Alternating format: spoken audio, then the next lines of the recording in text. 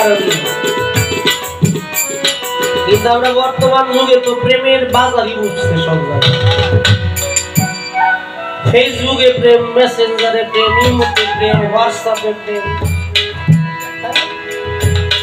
আরো কত কি আছে আমি তো বুঝি না। 2 দিন কথা না কইতে কইতে 3 দিনের দিন প্রেমের কাম হয়ে গেছে। এজন্য গান লিখছিলাম, বর্তমানের যুগে প্রেমের ভেজাল অল্প সময় হয়ে যায়, অল্প সময় ব্রেকআপ হয়ে অল্প সময় ভুলে যায়। এটাকে প্রেম বলে। ভালোবাসা আমাদের মানিকগঞ্জের মানিক চলে গেছে পরম বন্ধুর বাসরে নূর মেহেদি বাউল আব্দুর রহমান। তার লেখা একটি গান আছে, তোরে লাগে যেন আমার কেহ, হবি তুই কিছু নিশ্চয়, না জানি আগেরও দেখা হয়েছিল কোথায়, তোরে দেখলে আমার মনে হয় না জানি রে, না জানি এক জায়গাতে ছিলাম পরস্পর, আবারও হইয়াছে দেখা অনেক দিনের পর, না দেখিয়া এত বছর তাও আপন মনে হয়, না জানি আগেরও দেখা হয়েছিল কোথায়। এই ভালোবাসার মানুষগুলোর সাথে হয়তো আগেও দেখা হয়েছিল, তাই যেখানে 10 জন সাধুগুরুর আগমন সেখানে মুহূর্তেই মিলে।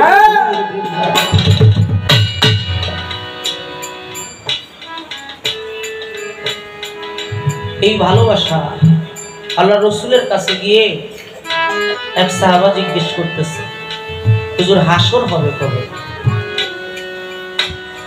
আল্লাহ রসুল বলে, তুমি হাসরের কথা জিজ্ঞেস করো, কিয়ামত হবে তারপর তো হাসর হবে, আগে তো কিয়ামত। তো তুমি যে হাসরের কথা বলো, হাসরের জন্য কি জমা রাখছো, কি আমল করছো, কি ইবাদত করছো? লোকটা এই যে দেখেন, আমার চন্দ্রপুরী বাবার পাগল, আমার টিপু শাহ, আমার পুলিশা বাবার পাগল, বাংলাদেশ পাগল, খাজা বাবার পাগল, ভবপুরীর পাগল। এই পাগলগুলি শুধু ভালোবাসা, বিনিময়ে কিছু চায়।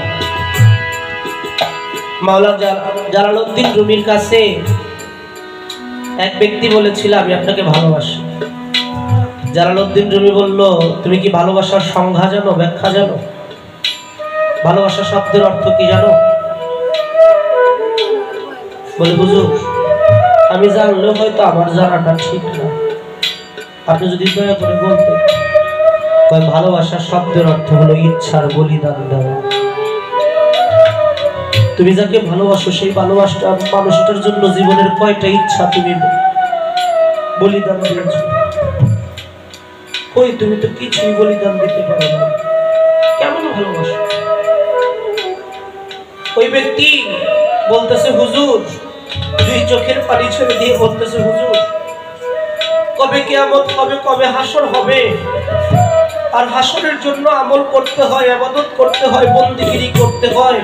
হুজুর আমি আমার জীবনে ইহার কোনো কিছুই করতে পারি নাই, কিন্তু আমার জীবনে আমি একটা কাজ করেছি, আমার জীবনের চাইতে আপনাকে বেশি মহব্বত করেছি, ভালোবেসেছি।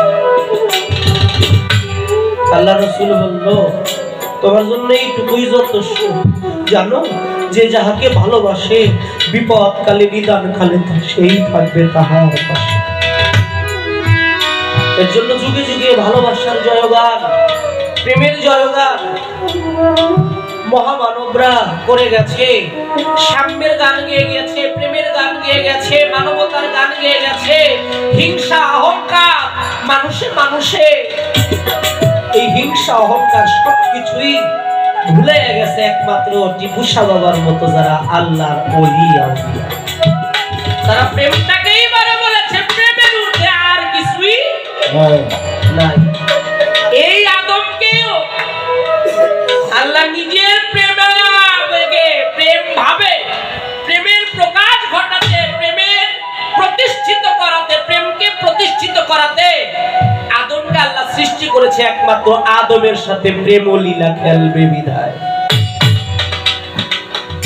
এর জন্য কোরআন শরীফে আসছে, আল ইনসানু ওয়া আনা শিররু ওয়া আল ইনসানু ওয়া আনা শিররু, যার বাংলা বলা হয়েছে আল্লাহ বলল আমি আল্লাহ ইনসানের ভ্যাট আর ইনসান আমি আল্লাহর ভ্যাট।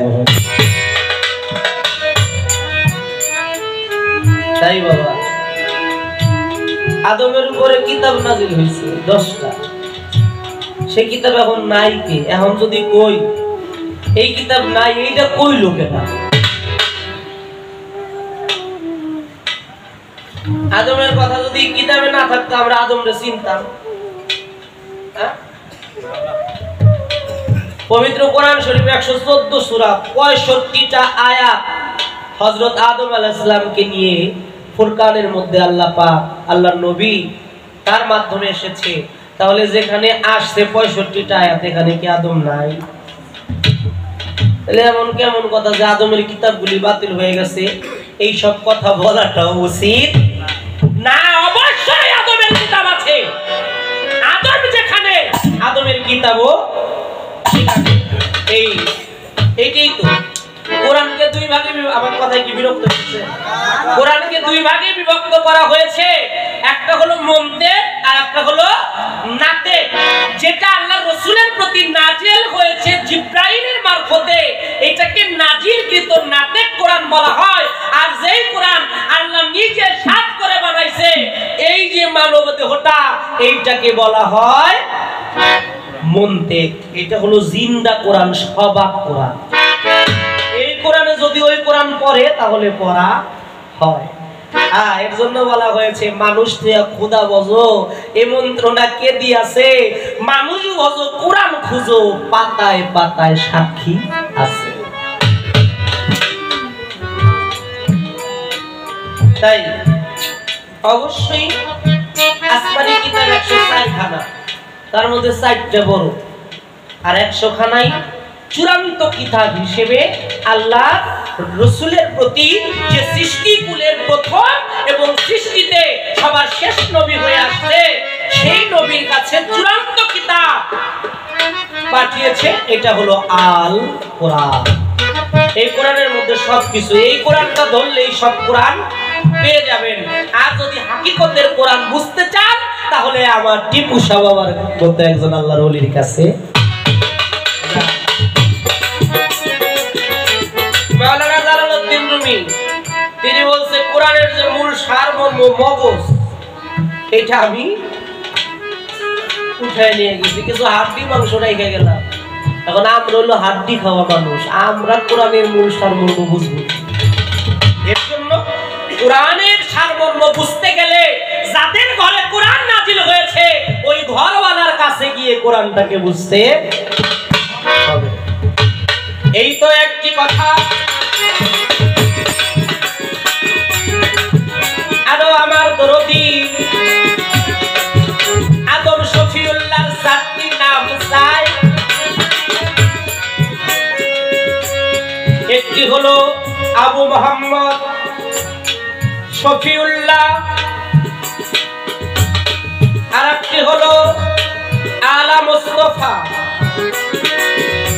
আবু মালিক। কিতাবে ইহা কয় আদম মানব আকৃতি পাওয়ার আগে এই 4 খেতাব নামের পেয়েছিল আল্লাহর কাছ থেকে। আপনাদের জানাই, এই তো তাহার প্রশ্ন ছিল, জবাব হলো ভাই। কিন্তু ওই যে নারী পুরুষের কথা কয়ে গেছিলাম, বাইরে গেছিলাম, কানটা কিন্তু আমার এদিকে আছে। কারণ সিলে কান লয়ে গেল, কয়টা তোর কানের মধ্যে হাত দে, দেখ কান জায়গায় আছে নাকি। আমার তো কান সিলে দেয় নাই, কান কানের জায়গায় আছে। তাই কানটা স্টেজই ছিল, বাইরে গেছিলাম। কয় হাওয়া, আমি বলেছিলাম হাওয়া সম্বন্ধে, নারীদের সম্বন্ধে, নারীদেরকে আমি ছোট করি নাই, ছোট করছিলাম না আপনাকে। কারণ একটা জিনিস কি, আপনার দৃষ্টিভঙ্গির মধ্যে হলো নারীকে দেখা। আপনি যদি নারীর চেহারার দিকে না তাকাইয়া নারীর পায়ের দিকে তাকান, তাহলে আপনার ভিতরে মাতৃভক্তি জাগবে। আর যদি আপনি নারীর চেহারার দিকে তাকান তাহলে ভিতরে এমন আছে কামড়ি বোঝা দিত হইতে পারে। অন্য অংশের দিকে না তাকায়া যদি পারেন নারী মেয়ে মানুষের মায়ের জাতির পায়ের দিকে তাকায়, আজকে যদি আমাদের সন্তানরা ওই নারীর অন্য দিকে না তাকায় পায়ের দিকে তাকাইতো তাহলে সমাজে এত অপকর্ম হইতো না। তাই নারী হলো ভক্তির জায়গা প্রাপ্ত। কারণ কি, মায়ের পায়ের নিচে সন্তানের এই পৃথিবীটাকে 1000 বার বিক্রি করলো জান্নাতের একটা ইটের মূল্য হবে না। আর সেই মহামূল্যবান জান্নাত হলো মায়ের পায়ের নিচে। তাহলে মা কখনো অশ্রদ্ধার ব্যক্তি হতে পারে না। নারীকে যারা কামনার দৃষ্টিতে দেখে, লালসার দৃষ্টিতে যারা দেখে, তারা নারীর সম্বন্ধে অনেক ব্যাখ্যা বিশ্লেষণ করতে পারে। মুখে মুখে সাধু আর ভিতরে নাই প্রেমের মধ্যে, তা কখনো সাধু হইতে পারে না। ভিতরে প্রেমের মধু অবশ্যই থাকতে হবে। যাক চলে যাক পিঠের কথা।